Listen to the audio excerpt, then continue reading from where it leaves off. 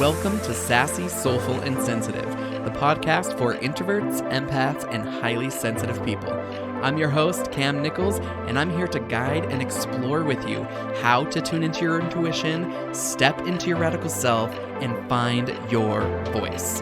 If you want to ditch the feeling of being a tortured, out-of-place soul in this great big world, and learn how to speak up for all of your wants and needs and create a more peaceful, content, and empowered life, all while having more fun, keep listening.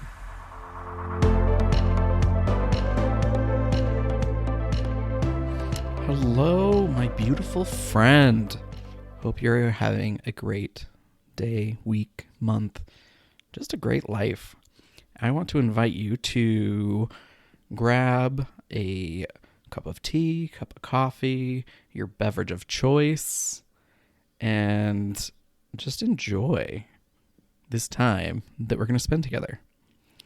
So today, we are going to talk about finding your voice.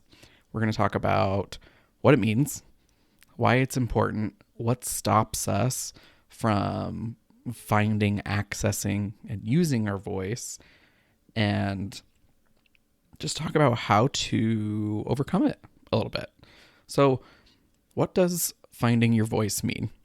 So finding your voice, it is really knowing yourself and then being able to speak up and advocate for yourself, your wants, your needs, all of it. And it's important that we do this because this is the only way that we can take charge of our life.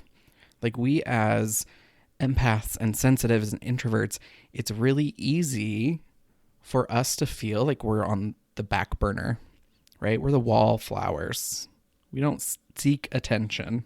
Well, some of us do sometimes. But a lot of the time, we're so worried about judgment and how other people think that we kind of shut down our own voice. We shut down our inner knowing and let other people take care of it. We just relinquish that power to them. But if we are to sit in the driver's seat of our own life and create a life that we love and that we want to live, and we're doing the things that we want to do and we're passionate about, and we just show up as ourself in the best way that we can at that moment and create that dream, that vision that you have in your head about your ideal life, we have to speak up. You have to find your voice.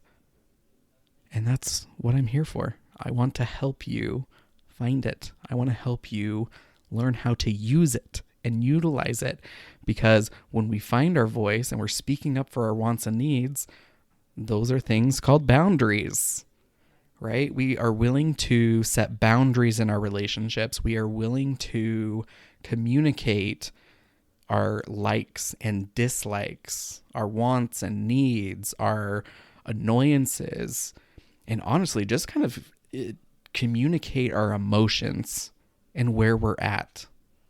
Like, it is so important that we learn how to do this, because a lot of us have spent so much of our life just in the background, just accepting what's around us, because we have also learned how to kind of justify this idea of staying quiet, silent.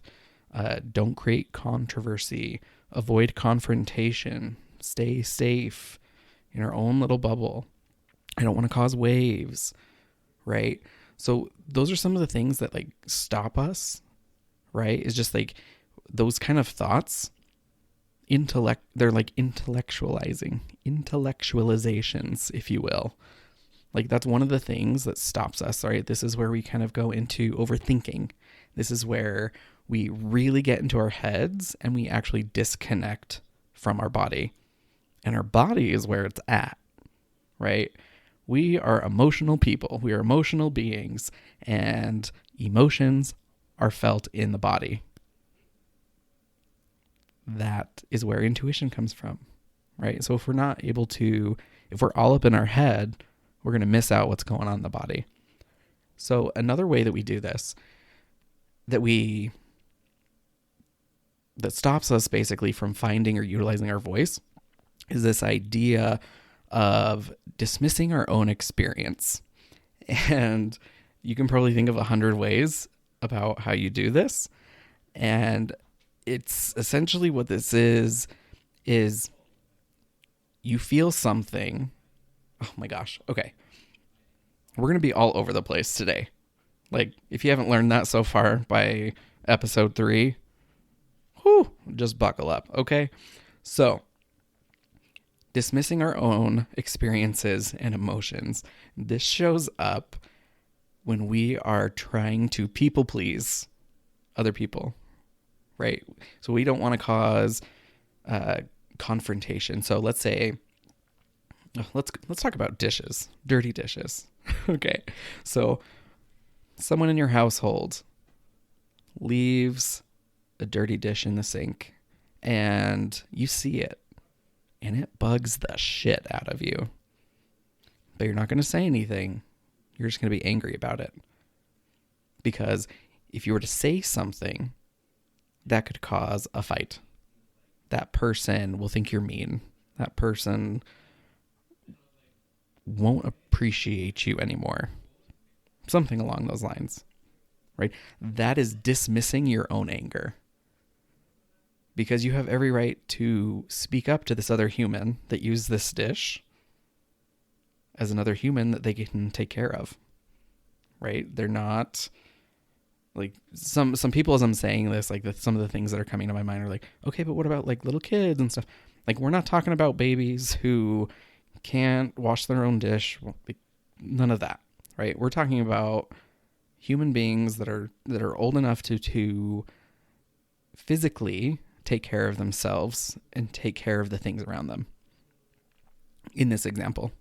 But like, dismissing our emotions and our experience is basically just a way for us to avoid feeling a negative emotion, right? Sometimes it is anger. Sometimes it's justification. Like, we will justify why the person did it so that we don't have to feel so bad about it. Empaths, we are so good at this. We are so good at just kind of like understanding where another person is coming from. And so then we're like, it kind of softens our own emotion or our own experience. And that's us dismissing our experience, right? So we really need to learn how to kind of honor both. Right? We can still understand where someone is coming from and understand why they did something and still not like it. Still not like that it happened, that it exists, whatever it may be. So that's another way that like we just don't use our voice. Another one is, this one's really interesting. It's feeling neutral or indifferent. And this one kind of comes into play when we have taught ourselves over and over and over on repeat for years and years and years that what we feel is not as important as what other people feel. We don't want to feel the negative emotions. We want to justify why someone did something. Right? So when we intellectualize, overthink, and we dismiss our own experiences and emotions, like, that teaches our brain to neutralize or numb out, right? We're basically telling our subconscious, like, other people matter, you don't. And you just numb out. Like, this is for me in my adult life was like my couch potato state. Which, is no judgment on my couch potato state, because I love some television. I love relaxing, luxuriating, just watching television, vegging out. absolutely love it. But it got to the point where I didn't want to interact with other people. I isolated. I didn't hang out with friends. I didn't text friends. I didn't hang out with my spouse, and we didn't connect. And it was just very, very isolating. And anytime we did something, like a friend would invite us to a party and we would go, I wasn't excited. It was just like, okay, all right, here we go. Like, we just get on this rinse and repeat, right? How many of you, how many times have you woken up and be like, oh my gosh, feel like I'm on this rinse and repeat. Like, that was me for so many years. And it's really interesting because when I was in it, I didn't fully understand it.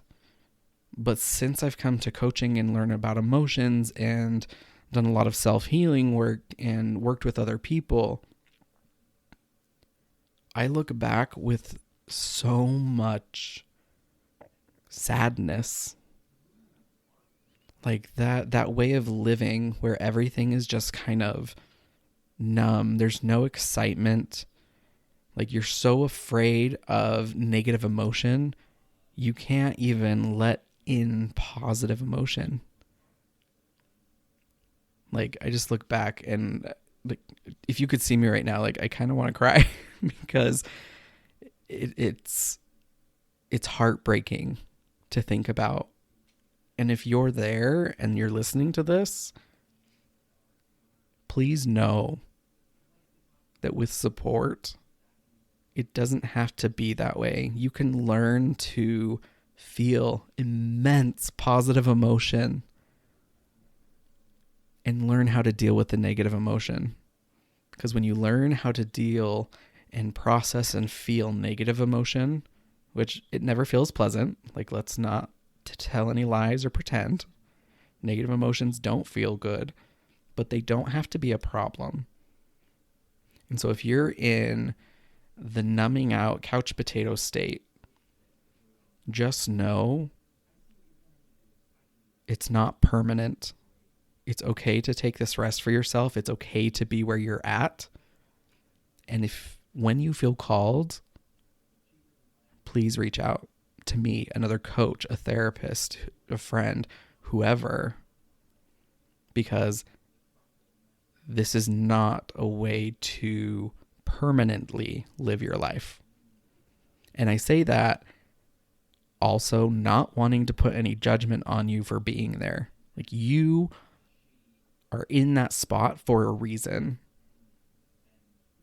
And there's no shame, no guilt, no judgment, nothing around that. So please know that. So I want to give some examples of where I have not used my voice and some examples where I have used my voice. And I'll start with a bad example. It was actually probably like 4 or 5 months ago. One of my really good friends, we've known for several years, was getting remarried, and said I was going, my husband was going, it's a mutual friend, and the day of the wedding came, and I didn't want to go. I didn't feel up to going, and so I was really proud of myself to, like, admit that I wasn't able to go, like, to myself and even to my husband, right? Just admitting it to my husband was a big deal. But I use this as a negative or a bad example because I didn't communicate to my friend. And I spent the entire night trying to be okay with that. And I justified it. And I was like, oh no, I'm doing for this for me. And, like, it was trying to come from a good place, but really what it was is, like, I could have not been an asshole and just text them.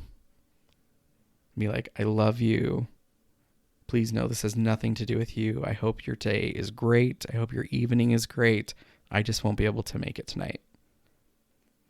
right? So that is an area, like that's one time where I did not lean into using my voice in the full capacity.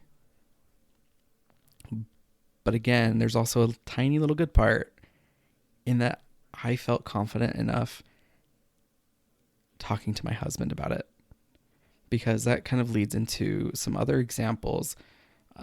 Going to friends' parties. Like, we have amazing friends. Like, I absolutely love our friends, but my social battery is like 2 hours long.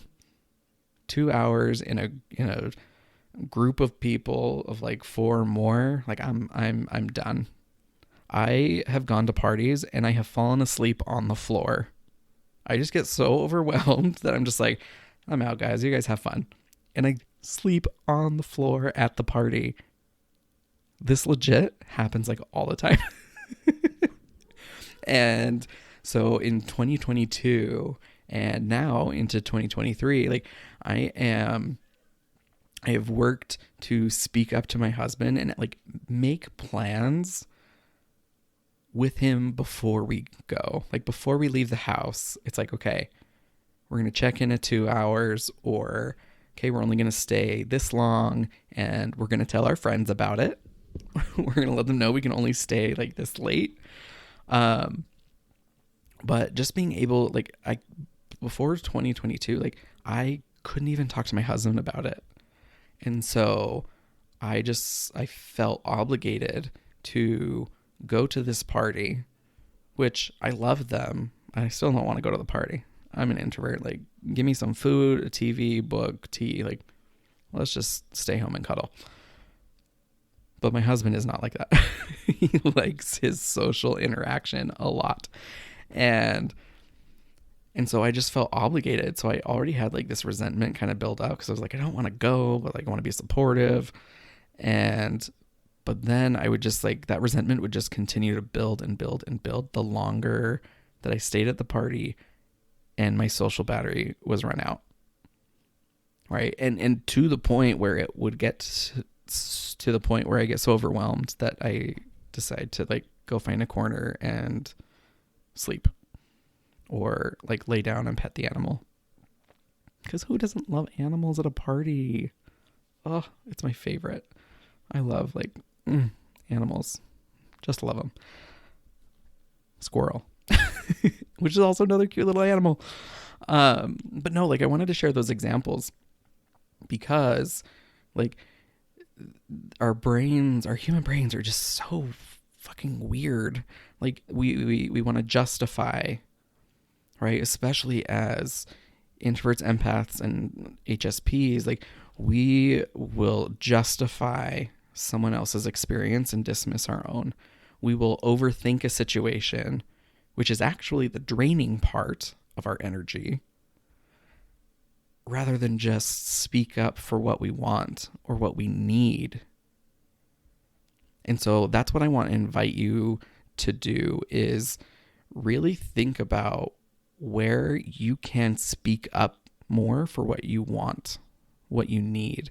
Where in your life are you just kind of like on the roller coaster, a little miserable because you're doing things that you don't really want to do, and you're not speaking up or making it a situation that is fit for you, right? You're doing it for someone else. So this is a topic I am like so passionate about. Also as a singer, because who doesn't love the voice? That was dorky. I hope you enjoyed that. I hope you got a good laugh. But like, it's just so important that we find and use our voice, because this is how we change how we show up for ourselves. And then this is how we go out and we change the world, and we turn it into a softer place for everyone, not just introverts, empaths, and HSPs, but literally for everyone. There are better ways of life than what our current society has us living, right? And when we are able to speak up for ourselves and create that life for ourselves, we can then go out and help other people do the same, even just by being an example and just living. So find your voice, use your voice. If this is something that you struggle with, setting boundaries, reinforcing boundaries, just communicating your wants and needs, like, please, please, please reach out to me. Like, let's talk through it, because you deserve to have your voice heard. You deserve and have the right and are worthy to speak, to be heard. Like, there's just so much power that you have. And I want you to just pick up that mic and just like belt it out, because that's the energy that's in your heart. All right, my friends, I think that's all I have for you today. So as always, remember that shining bright gives others permission to shine as well. Take care. Hey, I just wanted to say thank you so much for listening. Be sure to follow, rate, and review the show wherever you get your podcast, especially if you really liked it. If you didn't like it though, like, don't even worry about it. Also, head on over to coachwithcam.com, where I have a guided meditation I'd love to gift you, along with 3 of my favorite mini trainings. You'll also be able to see what webinars or programs or other offerings I have coming up. And when you're ready to explore the depths of your beautiful soul, I invite you to come work with me one-on-one for 6 months.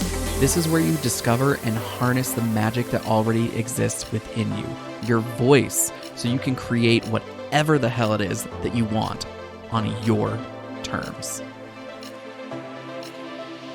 Change how you show up for yourself in this world, then go out and change the world.